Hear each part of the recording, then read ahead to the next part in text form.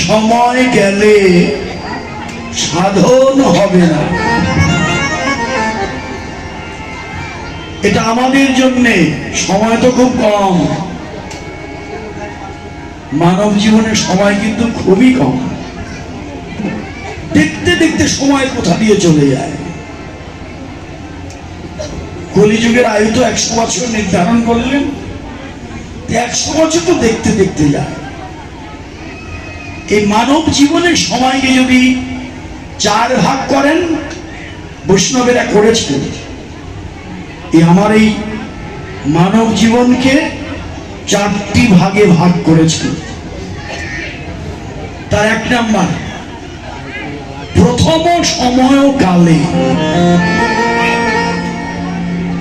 স্তনপান কৌতূহলে, মায়ের কোলে স্তনপান, অজ্ঞানে আছিন মতিহীন,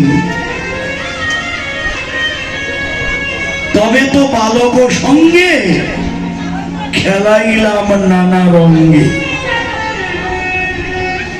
এমতো গুয়াইনু কিছুদিন। প্রথম সময় মায়ের কোলে দুগ্ধপান করে খেলাধুলায় প্রথম কাল গেল, বুঝতে পারিনি অজ্ঞান। প্রথম সময় যাবার পর দ্বিতীয় সময়কালে বিকার ইন্দ্রিয় জালে, ষড়রিপুর বিকার, কাম, ক্রোধ, লোভ, তৃতীয় নরকের দ্বার। কাম, ক্রোধ আর লোভ, এই 3টি নরকের যাবার প্রধান পথ। এরপর আরো 3টি, কাম, ক্রোধ, লোভ, মোহ, মদ, মাৎসর্য। এই ষড়রিপুর ইন্দ্রিয় বিকার, ষড়রিপুর বিকার, এই বিকার ও ইন্দ্রিয় জালে পাপ পুণ্য কিছু নাই, ভয় করছি না, পাপ হচ্ছে, তারপরে ওই বিকার, ভয় পাচ্ছি না, ওটাই করবো।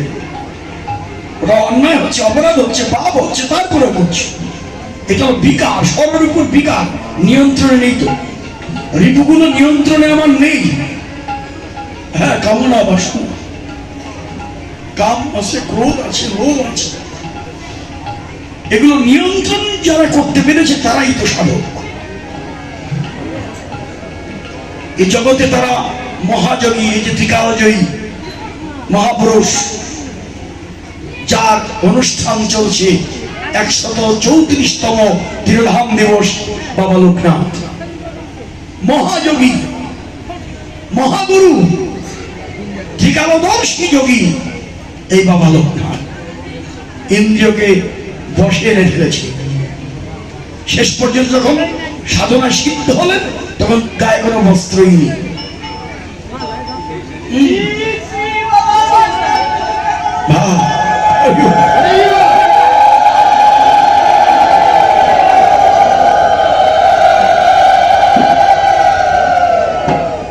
কঠোর সাধনা, ইন্দ্রিয়গুলোকে যদি নিজের নিয়ন্ত্রণে আনা যায়, আর কিছু লাগবে না, সেই যোগী সাধক ত্রিকালজয়ী হয়ে যায়।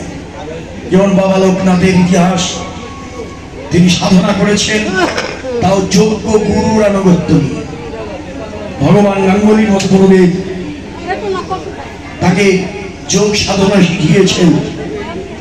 এরপরে যোগের চরম পর্যায়ে গিয়ে ভগবান গাঙ্গুলি যখন যাবার সময় হয়ে গেল, সে আরেকজন মহাযজ্ঞ গুরু ত্রৈলঙ্গ স্বামীর নিকটে দিয়ে গেলেন।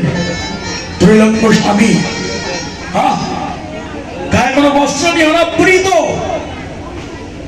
যারা কামকে জয় করতে পেরেছেন তারাই তো দিগ্বিজয়ী মহাপুরুষ। কাম, ক্রোধ, লোভকে যারা দূর করে দিয়েছেন, সে ত্রিকালজয়ী সাধনা করেছে। নক্তব্রত থেকে শুরু, সারাদিন না খেয়ে থেকে সন্ধ্যার পরে ভবিষ্যৎ খেয়েছে। এরপরে ত্রিরাত্রি 3 দিন না খেয়ে পরের দিন গ্রহণ করেছে পঞ্চাহ 5 রাত্রি 7 রাত্রি 5 দিন 7 দিন শেষে 15 দিন না খেয়ে থেকেছে, এরপরে গ্রহণ করেছে। এরপরে শেষে গিয়ে চরম মাসাব্রত 1 মাস না খেয়ে, এই বাবা লোকনাথ 1 মাস না খেয়ে সাধনা করেছে, মাসাব্রত। সঙ্গে গিয়েছিল একজন গুরু ভাই বেনিমাধব, পারেনি, সাধনায় সিদ্ধি লাভ তার হয়নি, কিন্তু বাবা লোকনাথ সিদ্ধি লাভ করেছেন। হিমালয়ের গুহায় সাধনা করে তিনি অষ্টপাশ মুক্ত হয়েছেন। জলকে জয় করেছেন, বাতাসকে জয় করেছেন, আগুনকে জয় করেছেন। অষ্টপাশ মুক্ত মহাযোগী মহাপুরুষ বাবা লোকনাথ আজ সবার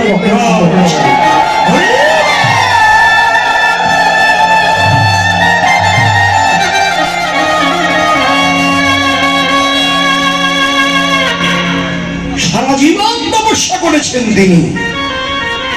একদিনে বাবা লোকনাথ হয়নি তো, একদিনে হয়নি। হ্যাঁ, তিনি সাধনা করেছেন জীবনের প্রথম থেকে। তার ব্রত, মা বাবার ইচ্ছা ছিল আমার একটা সন্তান যদি সন্ন্যাসী হতো, আমার একটা সন্তান যদি সন্ন্যাসী হতো। এই যে মা বাবার ইচ্ছা, তাদের যে ভক্তি, তাদের যে প্রজ্ঞা, এমনি এমনি তো সাধক হয় না। হ্যাঁ, স্বামী স্ত্রীর মিলন মাধুরীটাও মধুর হতে হয়, সন্তান যদি যোগ্য হতে হয়। যেমন বসুদেব দেবকী তার কাছে এসেছেন আনন্দের মূরতি আমার ভগবান শ্রীকৃষ্ণ, কিন্তু তারা তো রক্ত মাংসের রজবীর্যের তৈরি নয়, নিয়ে তো নিষ্কাম প্রেমের মূরতি। বসুদেব হলো শুদ্ধ জ্ঞানের প্রতীক, আর দেবকী হচ্ছে শুদ্ধ ভক্তির প্রতীক।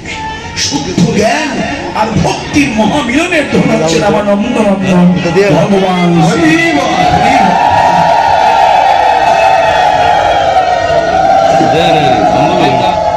তাহলে ভক্তি লাভ না করলে তো আর ভগবানকে পাওয়া যায় না।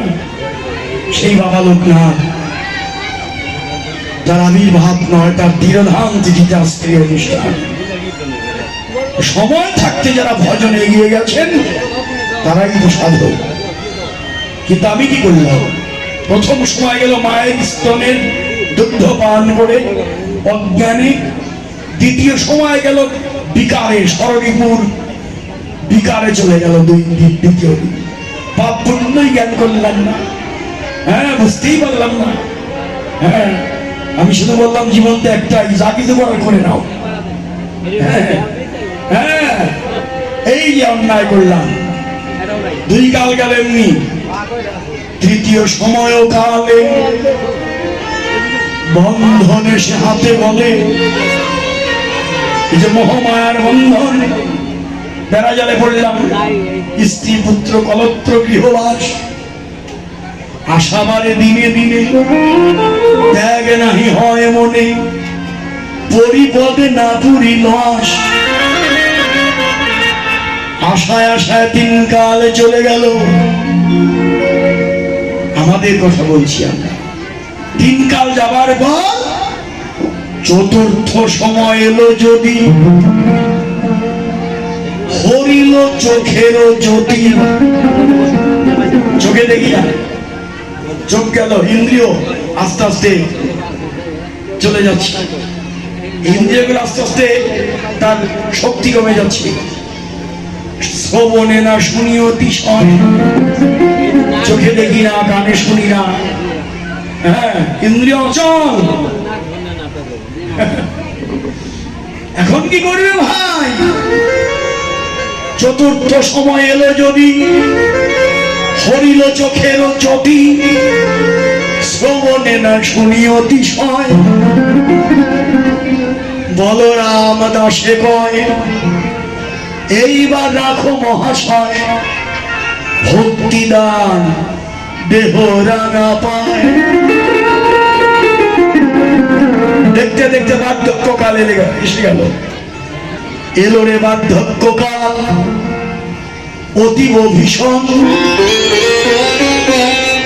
শুভ্র কেশ লোল চর্ম কোটরে নয়ন,